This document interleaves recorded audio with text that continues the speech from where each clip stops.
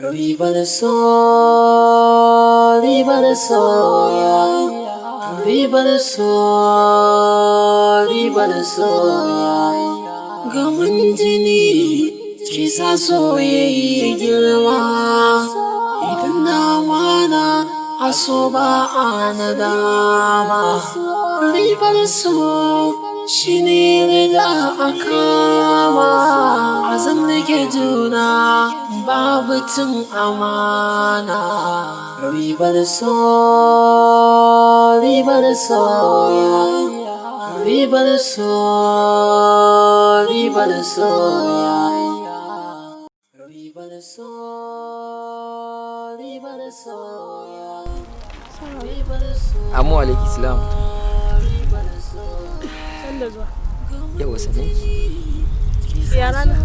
rana gama a cikinta tunda Allah ya halicce mu tare da ita. Islam Na? a duk lokacin da na kalle ki ba gangar jikinki nake kallo ba. Ruhin ki babu cin amana. Ribar so, ribar soya.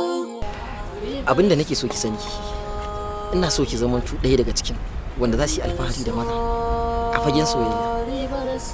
Zan maka wani alƙawari. Soyayya ta ba taɓa zama ƙarya a gare ka ba. Na fi so a kowane lokaci in kasance mai share maka hawaye. A duk lokacin da na kalli ƙwayar idan ka yana ƙara samun natsuwa.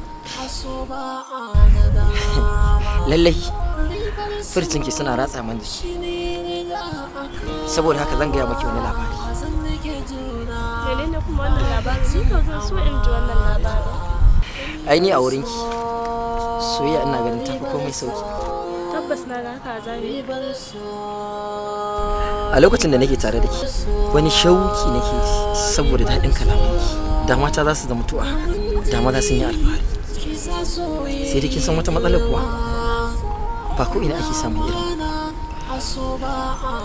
Domin zan iya bada rayuwata saboda ki, kuma zan iya bada dukkan lokaci na a saboda ki. Kuma babban alfahari na faɗin sunanki shine kalmata ta ƙarshe da za ta zama to magana ta a cikin soyayya. Haka ban dariya. Ko? Ribar so, ribar so. Ban da abin alfahari a rayuwata da ya wuce kai. Ka san da cewa wai maganganun da kake gama ba wai su bane amma suka fi zama tasiri a cikin zuciyata ba. Abin da ya fi ɗaure min kai duk lokacin da na kalli ƙwayar idan kai na ƙara samun natsuwa.